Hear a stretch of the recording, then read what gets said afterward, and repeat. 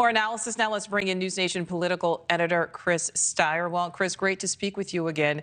Well, as Robert just laid out there, still plenty of support for the former president. So let's just talk about the impact on the Republican presidential race so far. We know Oklahoma's governor, Kevin Stitt, he is now the first governor to back candidate Ron DeSantis, but we are not seeing any type of blow in any definition to the former president's poll numbers, at least at this point.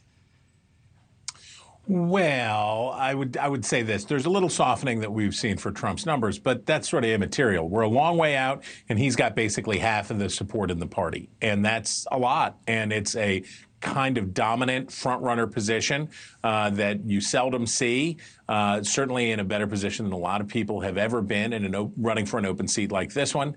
The question for Republicans, the question for DeSantis is, as they go forward and they get into thinking about how this plays out in the general election. So you got to think about it. There's two phases to this. Phase one, how do you feel if you're a Republican and the former Republican president is indicted and charged? You're upset, you're defensive, you're all of those things. As they get closer to voting and as debates begin and as you see more town halls and the action gets more intense, then Republicans have a second choice to make, which is this the person we really want to have carry the flag for us next year? And that's when things get interesting. Well, you know, Chris, you said there's a softening, but if we can bring up that graphic again, I mean, that was a poll from June 9th and 10th, so that would be Friday and then Saturday, and the former president polling at 61% there. Among voters so far. I mean, that's certainly some high numbers there. We know that the former president is lashing out on social media. He has attacked Governor Stitt of Oklahoma. He's attacked the special counsel in this investigation. But based on everything we know about Mr. Trump, do you think we're going to see more of this from him? Or is there a world where the seriousness of these charges, because, again, we're talking about federal charges with a lot of potential prison time if convicted, will that stop him, do you think, from publicly speaking out about the case? Well, there's been some effect, it seems like, of the gag order in the other prosecution, in the local prosecution in New York against Trump on the hush money payments case. So that seems to maybe have had some effect there. Maybe he's just distracted by something else. I think you can count on the former president to say anything and everything at all time because he knows one thing. He wants the cameras on him. He wants the story to be about him. And that's something that's how he's always run. And I assume that's how he's going to run this time. Chris, another thing that's important to talk about, I think, reaction from his supporters. We're seeing this video. We're seeing supporters out there.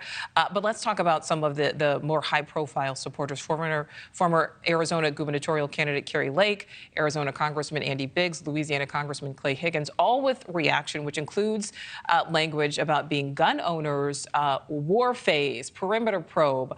But there have been, of course, zero actual incidents. Very important to say that as well.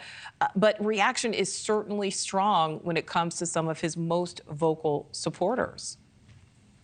Well, most of these people are just talking to each other, right? Kari Lake is not a persuader. There aren't people in America who are like, oh, I didn't know how to play this until I heard from Kari Lake, who still won't accept defeat in her 2022 race out in Arizona. But I will say this.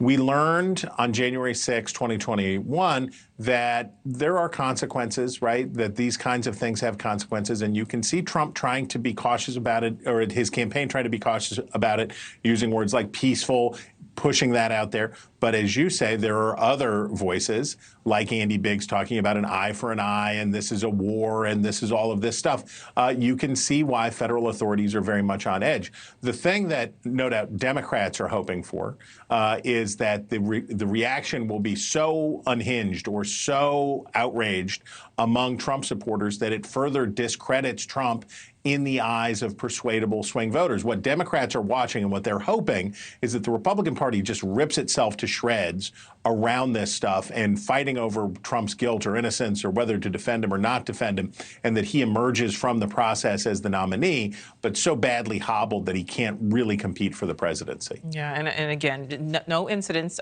so far to speak of.